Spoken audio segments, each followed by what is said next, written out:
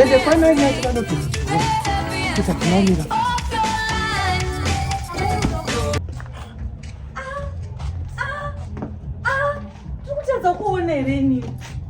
Amairudo, you are looking very beautiful today. Shamwari wakanaka kudenda imbozviziya. Kokuchena. Mairudo wakanaka iwe. Madha, munofunga kuti panenge muchibuda pepe 360. 360.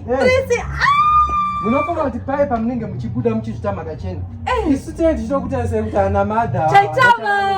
Taitavana pakuchena. This is beautiful. Makachitenga bwechi. Kwekuzozvitenga ndokune.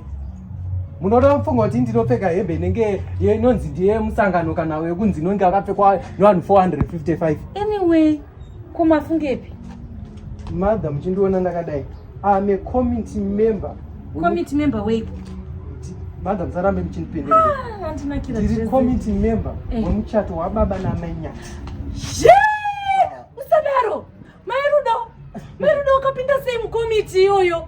Kana nchimbokwanisa kupai magaro nehupu anobva kuna naMP ndozotadza nekupinda muchato. Icho chibaba. Saka ndoita sei kuti ndipinde. Yemunzwe asikana yemunzwe. Ndoita sei kuti ndipinde mukomiti. Muchato muri kutopinda. Ende ndozvandiri kutofa.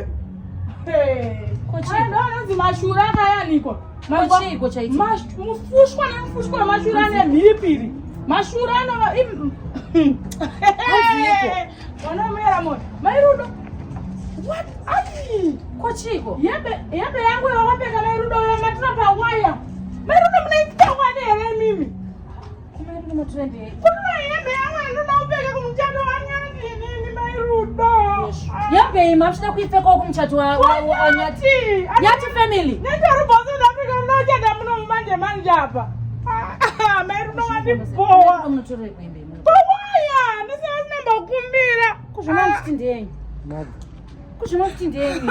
Inzwai. Aiwa, kana timbonzwana naye baba. Mairudo ini ndupe nazokwenda muchato ndakachena. Aiwa, nzuzi kama nduda muchato ndakachena. Aiwa simunotorere. Aiwa, kana azvitenga tipembe yangu nduda muchato ndakachena. Ini ndotenda best. Muchato kwacho zviri kufamba seiko kuti ndiendewo. Imamtida kwenda muchato nei? Mune invitation. Invitation yekuti aseko wanzi kukoka munhu wese ndoenda. Ndoenda sokumchato. Kwa munhu wese upi? Handiti muri kuona. Izvozvo nditori mudishire kumhanyidzina kuti ndinotora zvinhu ndinotofambisa maprocess ekuti mupinde pamuchato. This is grace from God tadzika kwamuri kuti inini ndini chatokumiririrai. Ende kana imimi muri kuda kuramba muchishamarira zvembenyu ndoenda ndonobvisa ndogara pano pamba. Handizvo zvamuri kuda Madha. Ndogara ndokubvisa hembenyu ndokupai.